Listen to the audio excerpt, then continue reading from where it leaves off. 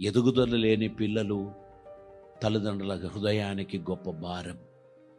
వారు ఏడుస్తూ ఉంటారు.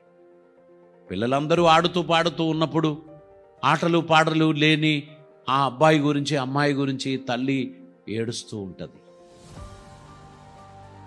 ఇన్ఫెన్సీ, శిశుత్వం, పసిబిడ్డగా ఉండడం, దానికి ఒక సమయం ఉంది. ఆ సమయం తర్వాత ఎదిగిన పిల్లవాడు అలా బిహేవ్ చేస్తూ ఉంటే తల్లి హృదయం బద్దలాయి ఏడుస్తూ ఉంటుంది. అది మాత్రమే కాదు, తల్లి చెప్పిన మాటలు అర్థం కాక తిన్న ఆహారమే తిని ఏమీ డిఫరెన్సెస్ లేదు, ఏమీ టేస్ట్లో మార్పు లేదు.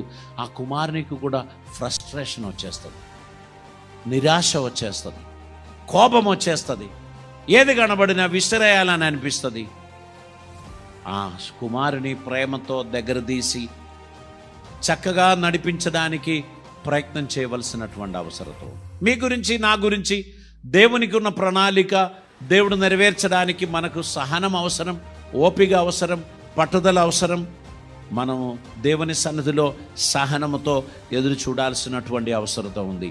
స్పిరిచువల్ డెవలప్మెంట్స్ ఎవ్రీడే మన జీవితంలో కలగడానికి మనం సమర్పించుకోవాల్సిన అవసరం ఉంది. ఆత్మీయ జీవితం ఎదిగింపబడడానికి మనం ప్రయత్నం చేయకపోతే మనం ఒక రకమైన హ్యాండిక్యాప్డ్ అయిపోతాం.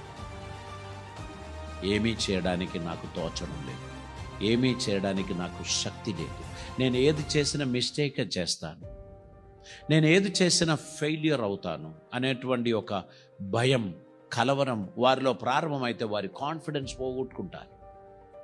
ఖచ్చితంగా అటువంటి వారికి ప్రోత్సాహం ఇవ్వడానికి కొంతమంది ఖచ్చితంగా ఉండాలి.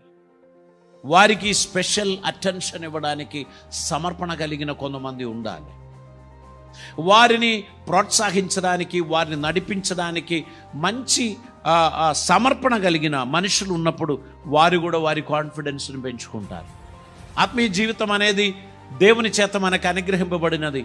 ఇదొక ఆశీర్వాదం.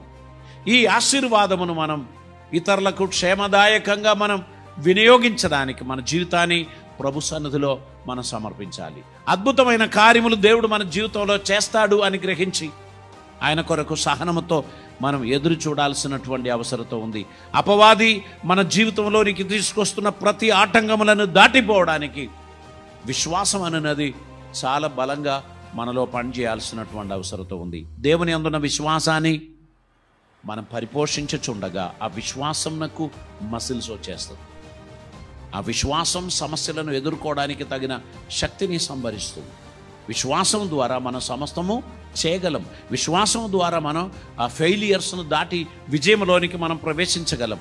కనుక క్రీస్తునందున్న విశ్వాసం అనుదినం మనలో ఆ అభివృద్ధిలోనికి నడిపించడానికి తగినటువంటిదై మనం ఆత్మీయ ఎదుగుదల కొరకు మనం ఆశించాల్సినటువంటి అవసరత ఉంది. దేవునికి స్తోత్రం.